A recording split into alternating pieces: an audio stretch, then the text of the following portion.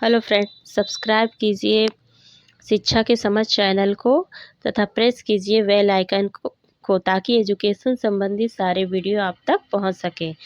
Hello, मैं हूं खुशबू और आज हम पढ़ने वाले हैं कोलवर्ग के नैतिक विकास का सिद्धांत। जो कोलवर्ग थे ये अपने प्रयोग में पूर्ण रूप से पुरुष को लिए थे, इसलिए इनके सिद्धांत के आलोचना भी हुए थे। इन्हें जेंडर बायस का थ्योरी भी कहा जाता है, क्योंकि इन्होंने सिर्फ पुरुष को लिए थे। इसलिए इनकी एक शिष्या थी केरल ग्रीगन। उन्होंने इस सिद्धांत को जेंडर बायस की थ्योरी भी कहा था। उनका मानना था कि यह थ्योरी फेमिनिस्टिक प्रिस्क्रिप्टिव यानी नागरिकतावादी नैतिकता को ध्यान में नहीं रखती है। नैतिकता क्या है? नैतिकता जो सही गलत का पहचान करे, नैतिक तर्क करे, मोरल डिसीजन लेना, थिंकिंग, मोरल रीजनिंग, दुविधा वाले सिचुएशन में फैसला लेना, यह सब नैतिकता है। तो जो हमें सही गलत का पहचान कराए उसे हम नैतिकता अर्थात मोरलिटी कहते हैं।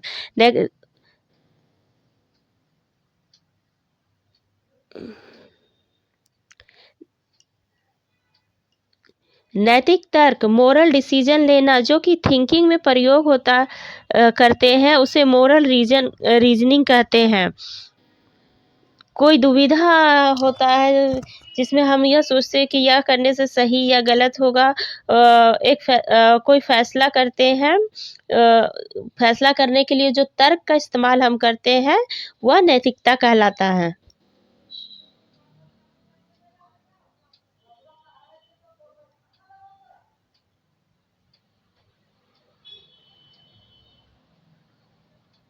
कोलवर्ग जो है उनका जो सिद्धांत है नैतिक विकास का, वह जीन पियाजे के संज्ञानात्मक विकास से इंस्पिरेंट है। अर्थात वह जीन पियाजे के प्रयोग से इंस्पिरेंट होकर नैतिक विकास के सिद्धांत को दिए थे।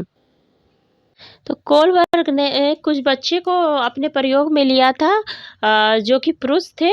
उनमें कुछ सिचुएशन उन्होंने बताया कि क्या ऐसा करने से ऐसा होगा, वैसा करने से ऐसा होगा, और बच्चे ने अपने लेवल के हिसाब से कुछ तर्क दिए कि क्या सही है, क्या गलत है। उनका यह मानना था कि जैसे जैसे आप बड़े होते हैं वैसे यह तय करते हैं कि क्या सही है क्या गलत है। इसलिए उन्होंने हर उम्र के बच्चे को लिया था और उन्हें कुछ दुविधा यानी कुछ डिलेमा दी थी जिससे वह तर्क कर सके। तो कोलवर्ग के जो नैतिक विकास के सिद्धांत है कुछ मुख्य स्तर से होकर गुजरता है। यह 3 लेवल है और स्टेजेस 6 है। अब आपसे जब भी प्रश्न पूछा जाए कि इनके लेवल कितने हैं तो 3 बताइएगा और स्टेजेस कितने हैं तो 6 बताइएगा। इनसे सीटेड में एक प्रश्न आता है। तो पहला लेवल जो है उसे पूर्व परंपरागत कहते हैं। यह 4 से 10 साल का होता है और इसमें 2 चरण होते हैं।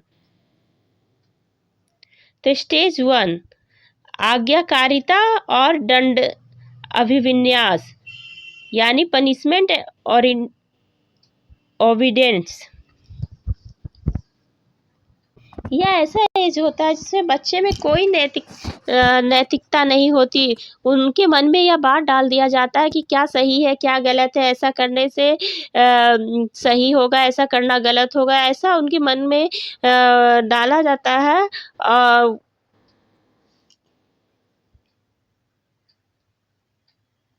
बच्चे को ऐसा बताया जाता है कि वह अगर ठीक से रहेंगे, बड़े की बात मानेंगे तो उन्हें पनिशमेंट नहीं मिलेंगे।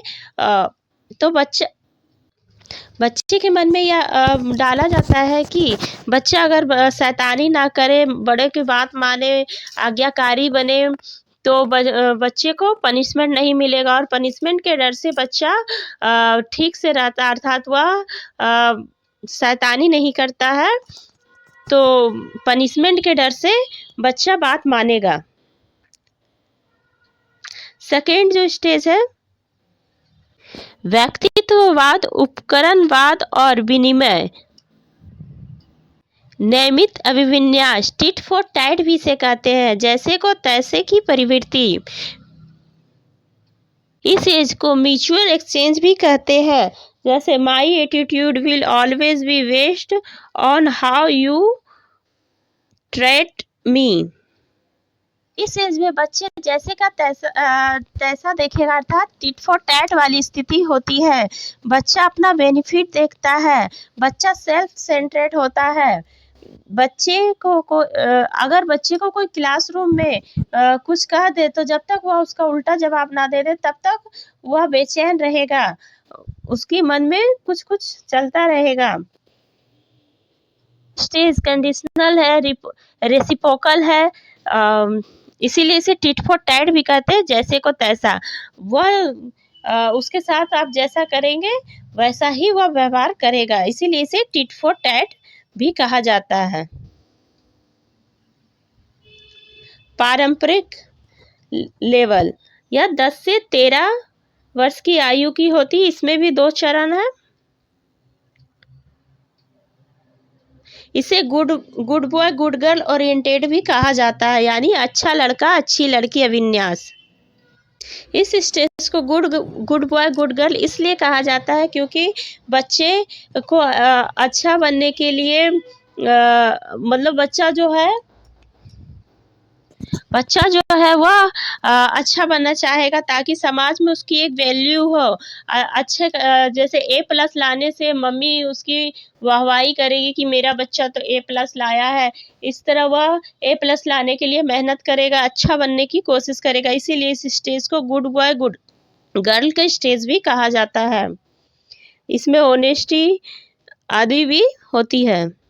बच्चा यह सोचेगा कि A+ लाए ताकि हमारी वाहवाही हो, समाज में हमारी वैल्यू हो, या इस एज में बच्चा सोचता है। 4th स्टेज, कानून और व्यवस्था विन्यास, लॉ एंड ऑर्डर भी इसे कहते हैं। Rules they can not be broken, अर्थात रूल जो है वो रूल है, उसे बदला नहीं जा सकता, मतलब तोड़ा नहीं जा सकता। अर्थात सोसाइटी में जो लॉ एंड ऑर्डर है उसे हमें फॉलो करना चाहिए, उसे तोड़ना नहीं चाहिए। जो कानून बनाए गए हैं उसे फॉलो करना चाहिए, इसीलिए इसे rules they can not be broken, अर्थात इसे जो कानून बनाए गए उसे तोड़ नहीं सकते, ऐसा कहा जाता है। उत्तर पारंपरिक उच्च आयु सीमा के बच्चे 13+, इसमें भी 2 चरण होते हैं। नेक्स्ट हम इसके बारे में जानते हैं अभी। यह हाईएस्ट लेवल का है, मतलब यह उच्च लेवल का सिद्धांत है।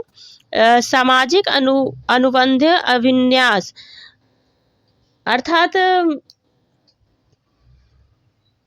Social connect and individual right, social contract and individual right. तो इस स्टेज में आप सोचते हैं कि सोसाइटी क्या है, इसके बेहतर के लिए कैसे चलाएं, समाज में क्या हो रहा है, जो हो रहा है वह सही है या गलत है। एग्जाम्पल के लिए जैसे हम मानते हैं कि रिश्वत लेना गलत है, परंतु कुछ केस में हर व्यक्ति के अपने कुछ राइट्स होते हैं, जहाँ ज़रूरत पड़े तो वह सही भी हो सकता है। Next last stage 6th stage, सैद्धांतिक अंत चेतना सार्वभौमिक नैतिक प्रमुख अभिविन्यास। यह ऐसा स्टेज होता है जब कुछ सिद्धांत किसी व्यक्ति के कुछ सिद्धांत होते हैं, जैसे कि गांधी जी के अपने सिद्धांत थे जिन पर वो काम किए, उन्हें वो फॉलो किए, यह सब उनके प्रिंसिपल अर्थात सिद्धांत पे होता है। तो कॉलबर्ग ने अपने सिद्धांत में बच्चों को एक कहानी सुनाई थी, हैंस डिलीमा। उसके बारे में हम जानेंगे। उन्होंने बच्चों को बताया कि हैंस नाम का एक व्यक्ति था जिसकी पत्नी बहुत बीमार थी, और कोई ऐसी दवा जो एक ही मेडिकल शॉप में थी और जिनकी प्राइस बहुत ज़्यादा थी। उन्होंने बहुत कोशिश करने पर भी, हैंस ने बहुत कोशिश की, परंतु उस दवा के पैसे का इंतजाम नहीं कर पाया। इस वजह से वह दवा मेडिकल शॉप वाले ने उसे दिया नहीं। फिर रात को हैंस ने उस दवा का चोरी करके अपनी पत्नी का जान बचा लिया। तो बच्चे से पूछा कि जो हैंस की दुविधा थी, जो वह काम किया, चोरी करना गलत था या सही था। तो कुछ बच्चे ने इसे सही बताया, कुछ ने गलत बताया। जो फर्स्ट लेवल के बच्चे थे उन्होंने इन्हें गलत बताया, क्योंकि उस एज में उनके पास नैतिकता की कमी होती है। सेकेंड स्टेज वाले ने इसे सही बताया। थर्ड स्टेज वाले ने अपने सिद्धांत के लिए सही गलत बोला। अब इस सिद्धांत के कुछ आलोचना भी हुए थे। यह 3 आलोचना हुए थे, जिसके बारे में अभी हम बात करेंगे। Not applicable in all culture, या सभी संस्कृति पर यह सिद्धांत नहीं लागू होता। जैसे कि हमारी संस्कृति हमारे अलग अलग है, हमारा रहन सहन अलग है, पहनावा अलग है, तो हर संस्कृति पर यह सिद्धांत लागू नहीं होता है। दूसरा स्टेज है हाइपोथेटिकल सिचुएशन, अर्थात कल्पनात्मक परिस्थिति। इन्होंने जो भी सिचुएशन बच्चों को बताया वह कल्पना के बेस पे थे, रियल में नहीं हुआ था। उन्होंने बच्चों को जैसे हैंस की बारे में बताया, तो यह सब कल्पना थी कि ऐसा हुआ तो ऐसा होगा, ऐसा करेंगे तो वैसा होगा। यह सब कल्पना पे आधारित थी, इसलिए इनकी आलोचना हुई थी। लिंग रूढ़िवादिता पाई गई। इनकी जो शिष्या थी कैरल गिलिगन, उन्होंने इसे बायोनस की थ्योरी कहा था, क्योंकि इन्होंने अपनी थ्योरी में सिर्फ पुरुषों को लिया था, फिर महिलाओं को अपने थ्योरी प्रयोग में शामिल नहीं किया था। इस वजह से इनकी जो छात्रा थी उन्होंने इसे बायोनिस थ्योरी भी कहा था।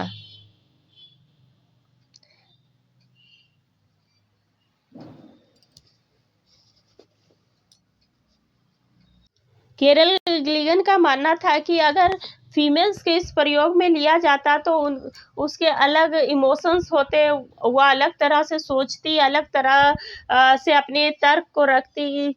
इसलिए उन्होंने इस सिद्धांत का आलोचना किया था। Thanks for watching. अगर आपको मेरा कंटेंट अच्छा लगा हो तो प्लीज़ सब्सक्राइब कीजिएगा और बेल आइकन को प्रेस कीजिएगा और अपने दोस्तों में इसे शेयर कीजिएगा, ताकि अधिक से अधिक लोगों को मदद मिल सके। Thank you.